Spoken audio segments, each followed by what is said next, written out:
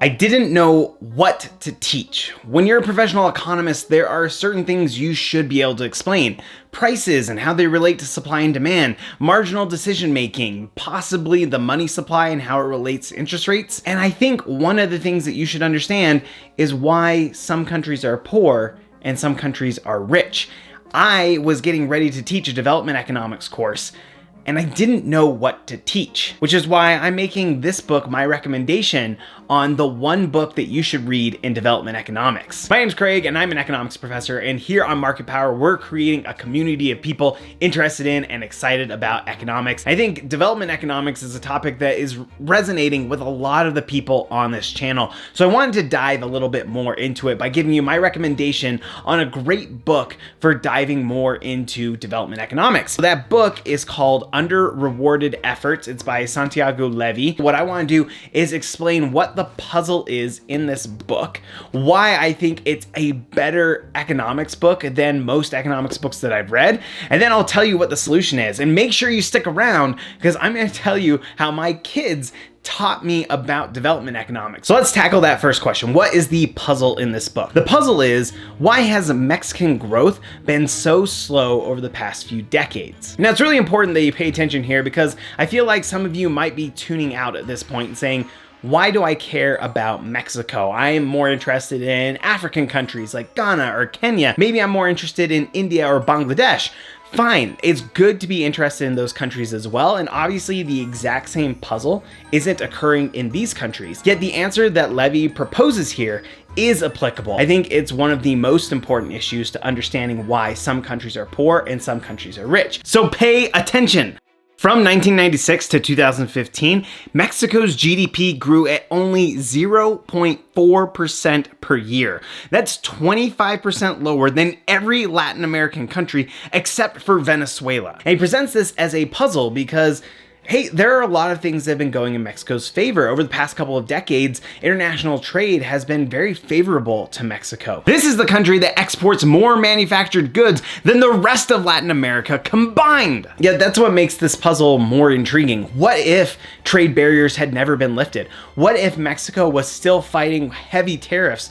How would Mexican growth look under those conditions? Before reading this book, I probably would have said maybe there's some human capital problems in Mexico. And certainly education rates are lower in Mexico than you see in the United States. But Santiago Levy actually addresses this question of human capital. He points out that human capital has been increasing at a pretty good rate in Mexico. High school education is increasing. We see matriculation into tertiary schools increasing. We're seeing a lot of human capital accumulation in Mexico, yet no accompanying growth. I've already done a video on the strange disconnect between education and economic development. If you want to watch that, I'll put a link up in the corner. But I'd rather focus on his hypothesis and why this is so important for all countries in the developing world. First, let me talk about why this is my recommendation for a development economics book. Usually my recommendation for getting into development economics is Abhijit Banerjee's and Esther Duflo's Poor Economics. This is now a standard classic.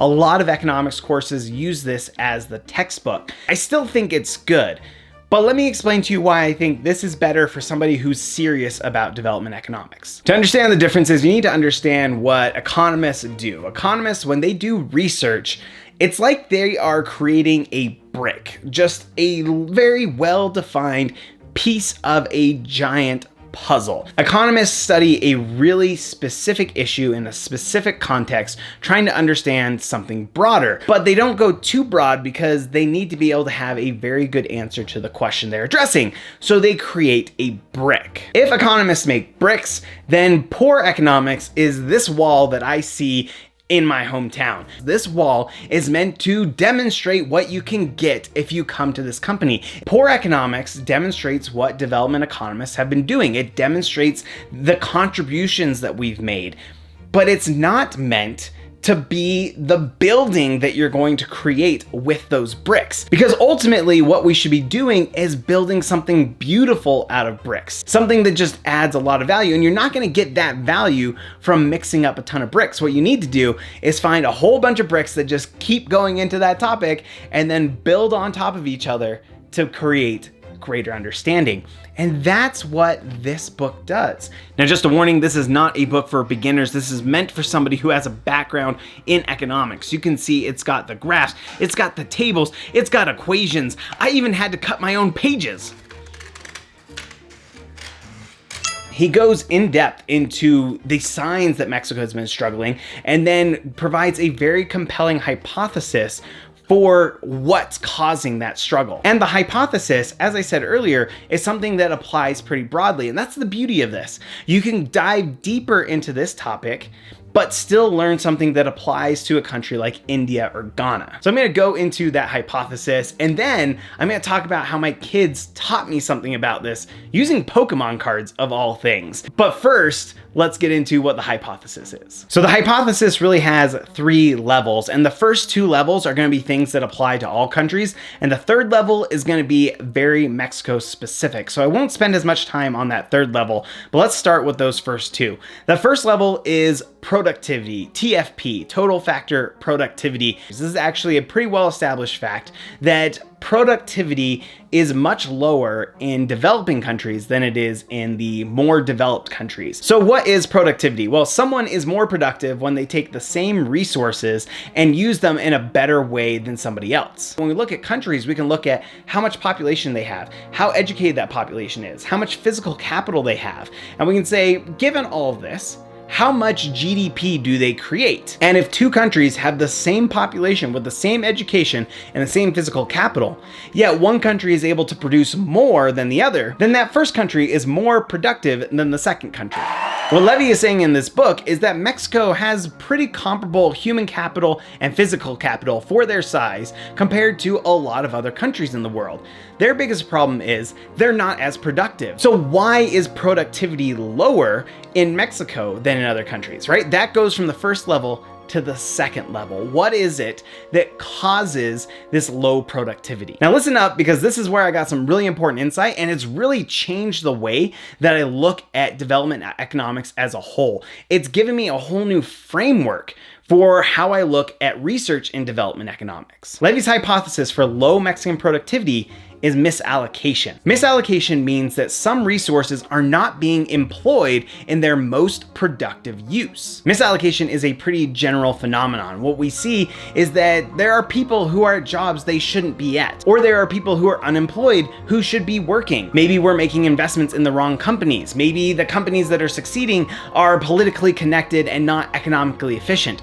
Misallocation means resources are being used in the wrong places, in the wrong industries, or we're just not fully utilizing the resources that we have. I can give you one example of misallocation. I talked about it in an early development economics video that I did. I'll put the link up here. But there was this misallocation for farms between husbands and wives, where husbands were putting too much fertilizer on their farms and not enough on the wife's farm. If they had moved some of that fertilizer over to the wife's farm, then you would have seen more output and they would have been better off as a whole. One of the most common forms of misallocation that you see in Mexico and around the world is self-employment. In a lot of these developing countries, the most effective thing for an individual to do is to run their own business. Yet those businesses are often not very productive. They might lose money even. That's the best opportunity they have. And the question is, how do we get the economy to create better opportunities for these people so their human capital can be employed in a more productive activity? Which brings up a good question. Why is there misallocation? Now, this is where he gets into the very specific Mexican issue, which I'm not going to spend that much time on, but he brings up labor regulations as a really important source of misallocation. He goes into a few other ones. Like I said, I don't want to dive into it, but he does. And that's what makes this so interesting and good, is that he dives into these and he creates that beautiful building rather than just a general, here's what economists can do. So if you're interested in understanding productivity differences, how they're caused by misallocation, and what causes that misallocation, definitely go check out Under Rewarded Efforts. But one question I have is there hope? Is there hope for a country like Mexico or for other countries in the world that have low productivity? Or is this something where they're just stuck? Well, that's where my children come in. It's a nice cold Sunday morning here in my home, right before my family's getting ready to go to church. And it happens again. My son is upset. He's 6 years old and he has a 9-year-old brother.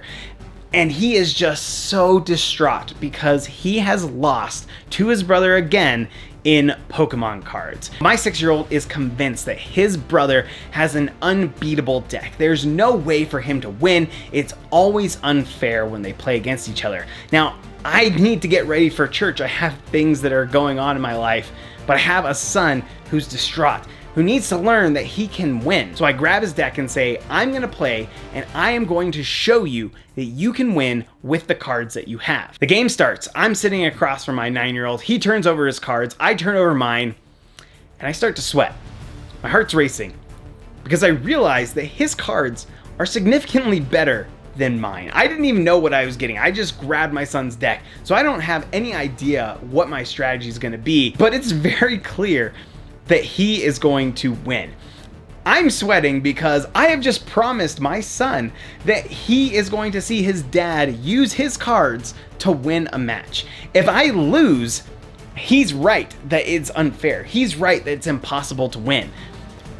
I don't know what I'm going to do. Well, as I look at the cards, I realize there's an ability on one of the ones that I have in play. So I use that ability to build up my cards, and I'm shocked at what I'm able to accomplish with this one card. And pretty soon, within just 2 or 3 turns, it is definitive that I am going to beat my son. And not just beat my son, I'm going to destroy him. And sure enough, in just a few turns, I handily win that game. I turn to my son, my 6-year-old, who was convinced that it is impossible to win with this deck. And his eyes are just wide open, and he is staring at me. He declares, "Dad, you used strategy to win." Now, there's a really fun ending to this, but let me connect this to economics before I get to that ending. I had the same resources that my son had, and yet I was able to win when he wasn't. I was more productive than my son. This is like what we see in the world around us, where some countries have higher productivity and other countries have lower productivity. So let me get to the happy ending of this story. The next day, I catch my son practicing against himself. He's trying to figure out the strategy that I use. And then later on, he approaches me with joy and says, "Dad, I won! I used this strategy and I won." He learned how to be more productive. Productivity is not an innate characteristic. People and countries can learn how to be more productive, and often it takes emulating countries that are more productive. I have a whole series on development economics if you want to go check those out, including those videos I mentioned on education and development and misallocation between husbands and wives. Please subscribe so that way you can be up to date on more videos on economics topics, and we'll see you next time.